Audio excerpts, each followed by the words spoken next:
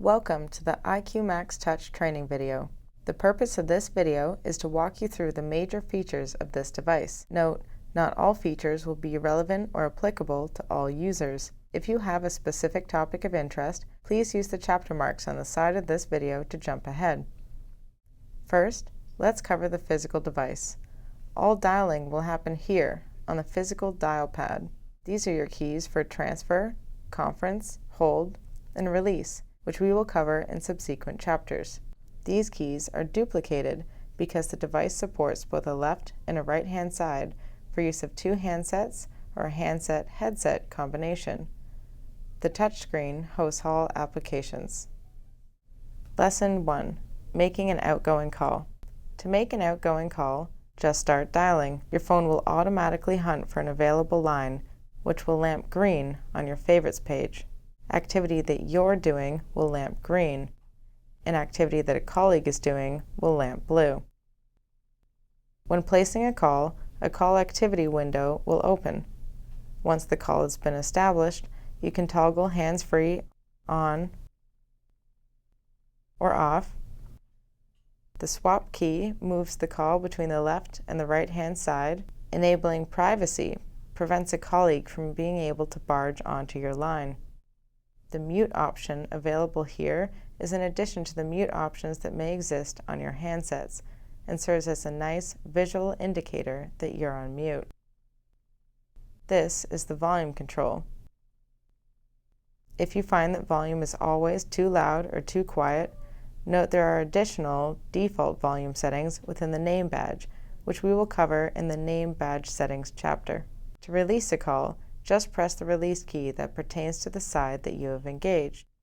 Note, if you wish to use the opposite side, whether it be the left or right, just tap the desired side to engage it before placing or answering a call.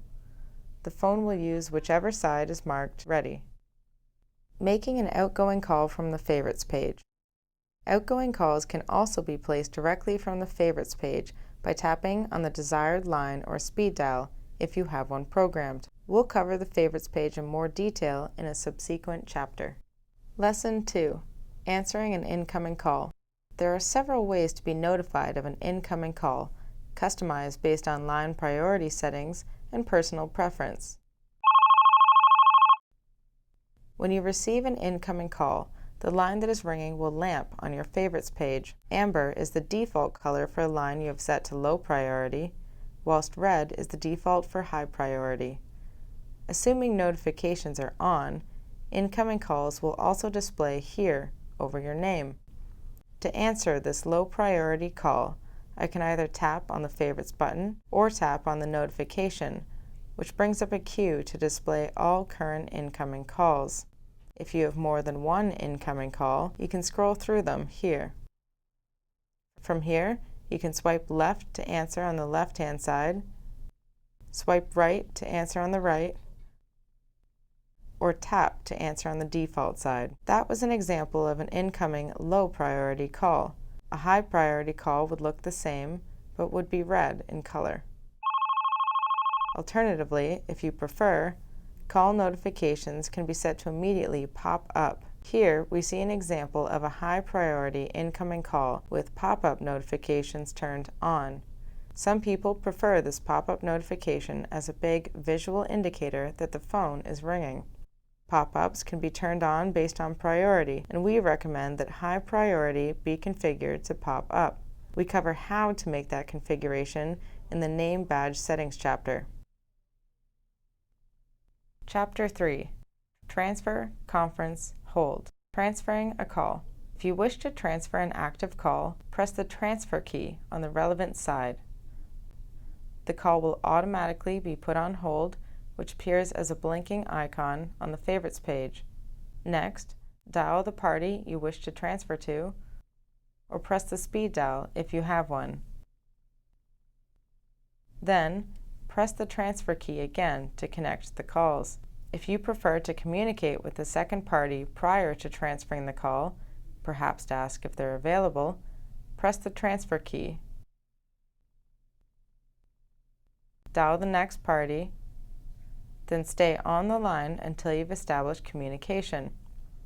At this point, You can ask if they are available, and then press the transfer key when you are ready. If the second party declared themselves unavailable or did not answer, you can always return to the original party by picking up the line that was on hold and take a message. Building a conference call. If you wish to barge onto an existing call of one of your colleagues, you can simply tap on the blue lamped button on the Favorites page. Assuming the call is not in privacy, you will automatically conference together. There is no limit to the number of people who can barge. When a colleague barges onto your line, you will see the colleague's name published on the button itself. In this way, you can monitor barging. If you wish to build an external conference, I'll show you how. First, establish the first call and put that call on hold. Then, dial the second party and put them on hold. You can then continue this process with up to 10 parties. Once every party is waiting on hold, press the conference key on the relevant side to tell the phone that you are about to bring everyone together. Lastly, tap on the blinking hold buttons to merge the parties into one conference call. A conference icon will now display on the included buttons. As the creator of this conference, releasing the call means you will drop all parties. If you need to walk away from the conference call in what we call an unsupervised conference, instead put the call on hold. The remaining parties can continue to communicate without you. As this setting can be turned on or off, please liaise with your IT support to confirm if this function is enabled at your site. Putting a call on hold. Pressing the hold key will put a call on hold, which displays as a blinking button on the Favorites page. Either you or a colleague can tap that button to re-establish the call. Chapter 4. The Favorites application. The Favorites application is a collection of all your lines, speed dials, and function keys. There are 600 available buttons, and you can scroll between the sheets or jump between them using the numbers on the right-hand side. If desired, these numbers can be renamed by tapping Rename, which might help you organize your layout. For demo purposes, I have renamed Sheet 1 to Home, Sheet 2 to Speed Dials, and Sheet 12 to Out. Identifying button types. Your Favorites button layout is completely customizable, but your first page probably contains your personal lines and potentially your colleagues' lines that you can answer calls on their behalf. Your lines or extensions are usually identified with a -1, -2, the first and second appearance of your line. Directs, hoots, or private wires are marked with a double-sided arrow. Speed dials are identified as displaying the phone number beneath the descriptor. Direct intercom keys, if you have any, are indicated by a loudspeaker icon. Adding a new speed dial. You can add a new speed dial by simply tapping the plus icon on an available button and selecting Speed Dial. Next, enter the number,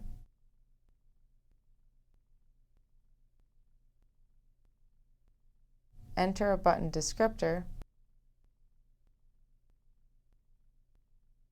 and choose a button icon if desired. Click Save.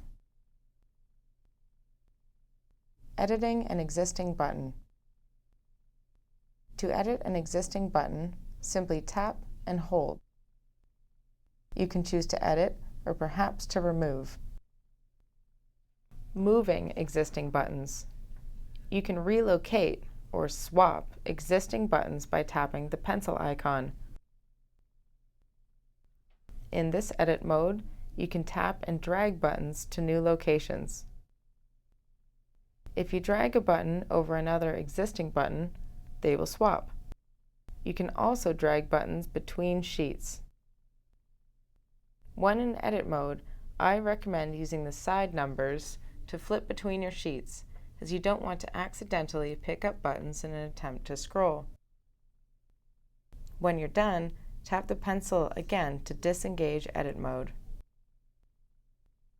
Editing settings from the Favorites page.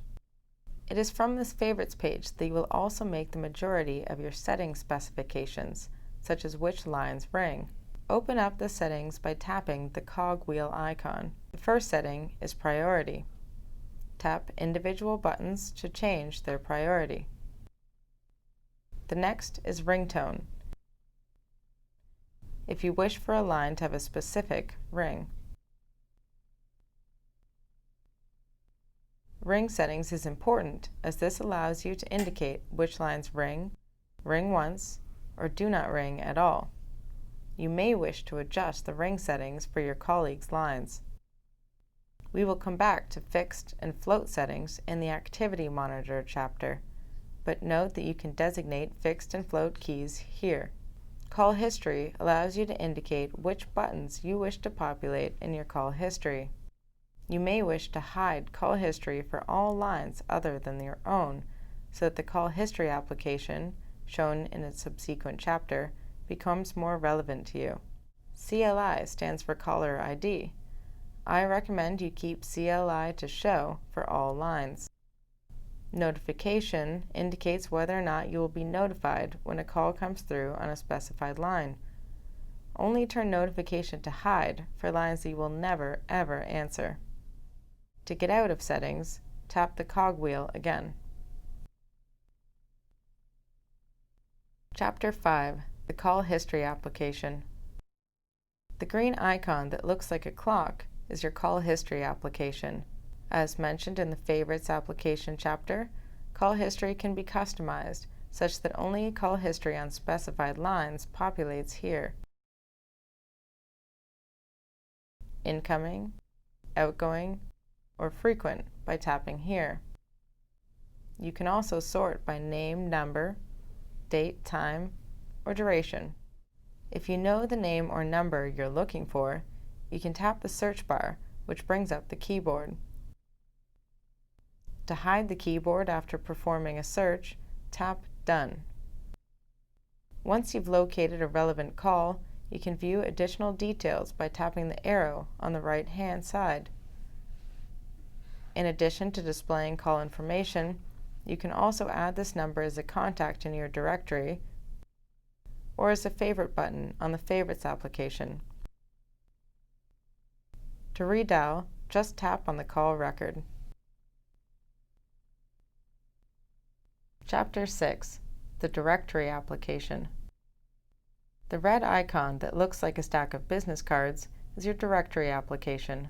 By default, the directory is built out as an intercom directory for all users within your IPC Unigee system. If you have several offices on the IPC Unigee system, you likely see those contacts published here as well. The green, red, and gray circles indicate the present status of each individual. Green indicates that the individual is logged on to a device, whilst gray indicates they are not logged on. Red indicates that an individual is logged on and currently engaged in a call or intercom call. Regard presence as a purely visual indicator. It does not affect call functionality. If you're not familiar with the intercom functionality, it essentially acts as an internal point-to-point. By default, intercom calls engage the mic, which lamps red when in use, and the hands-free speaker. To place an intercom call, locate a contact of interest by scrolling or using the search bar.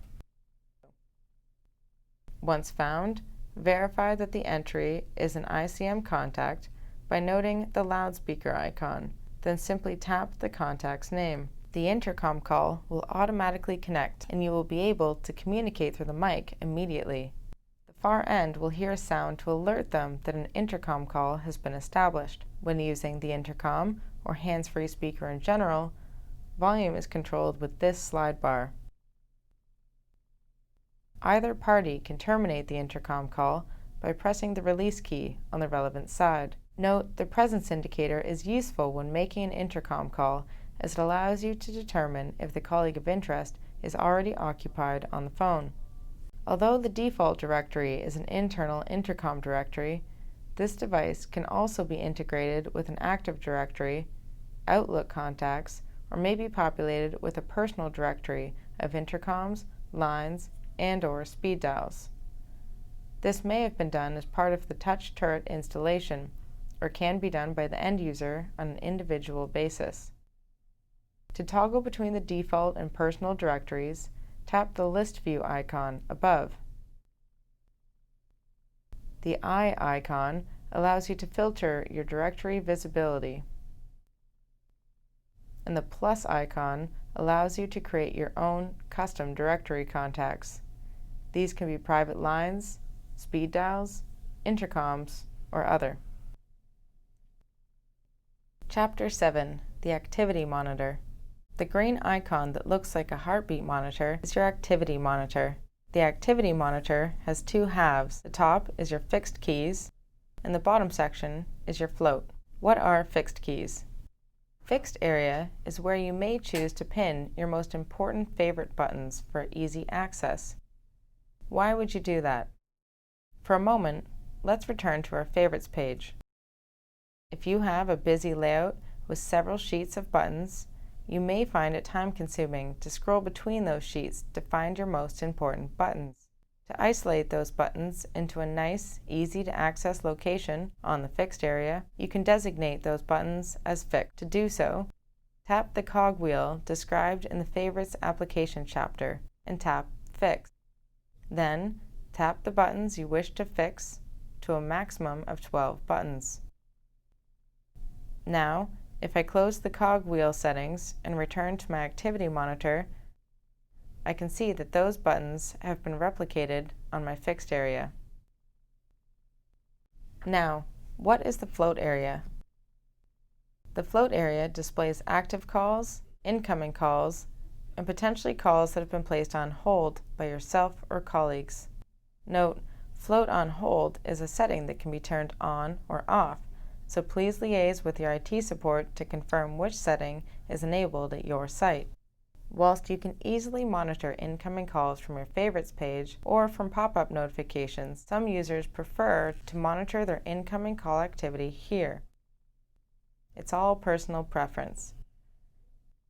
If you do not want to see calls floating in this section for a given line, you can turn off float in the favorites page cogwheel settings, alluded to in the Favorites application chapter. Chapter 8. The Speaker Application. The purple button is the Speaker application. This supports private wires, hoots, open connections, TV audio, etc. To add a speaker, simply tap on an empty slot with the plus sign. Choose either Add from Favorites or Add from Speaker Directory. Choose the selected button and press Done. I'll add TV audio as an example. To turn on the new speaker, simply tap it once. The individual volume of that speaker can be adjusted by dragging up and down on the individual button slider. The speaker also has a mute and solo mode. Solo mode will lower the volume of all other active speakers, so the selected speaker can be heard more clearly. To communicate over a speaker, either push to talk or push up to latch it open. When the channel is green, you're live. Tap again to turn off. To turn a speaker off, tap at the top of the button and select Turn Off. From this menu, we can also send the speaker to the handset, add the speaker to a set group, or remove it completely. At the top, we have settings to collapse the speaker channels for a more compressed view. We can adjust the global volume, view the speaker directory, or activate a 20-second replay. This replay plays back the last 20 seconds of live feed, which is buffered at the turret. Chapter 9. Splitting the screen and saving snapshots. Now that you're familiar with all the applications, you may wish to view more than one application at a time. You can split the screen with up to 3 applications at once. To do so, tap, hold, and drag an application out onto the display. You can add it to left, right, or to the middle, or replace an existing application. You can close an application by tapping their name and dragging down to close. Once you have a split screen that you like, you can save this view as a snapshot by tapping on the pin. Saving a snapshot allows you to quickly recreate that view without having to drag the applications out again. So, if I navigate away, I can tap my snapshot to recreate that view. You can save up to 5 snapshots and can rename or remove them by clicking on this stack, then clicking the pencil icon.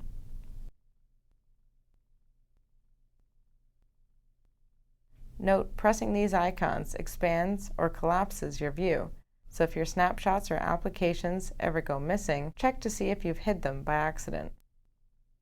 Chapter 10. Additional Name Badge Settings.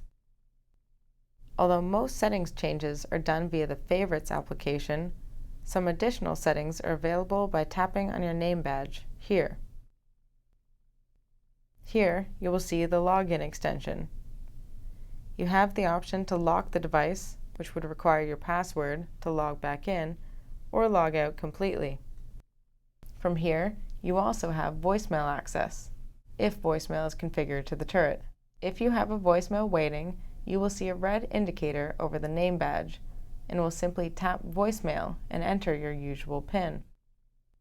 Enabling Do Not Disturb changes your directory presence to red, to serve as a visual indicator that you're busy. Enabling Do Not Ring silences all ringing on your phone until disabled. Additional settings are available here as well, but I won't go through all of them. Some important ones are as follows. Under Call Handling, you can turn off the auto answer for intercom if you prefer intercom calls ring through like a normal phone call. You can also opt to enable the pop-up notifications for intercom, high, or low priority calls. Under Device Volume Settings, you can adjust the default volume if you're always finding calls to be too loud or too quiet. Chapter 11. Cleaning the Screen. If you wish to clean the screen of fingerprints, IPC strongly recommends that you first lock the turret screen by opening the name badge and tapping Lock Device. This will prevent you from accidentally engaging buttons whilst wiping the screen. You can then unlock the turret using your credentials.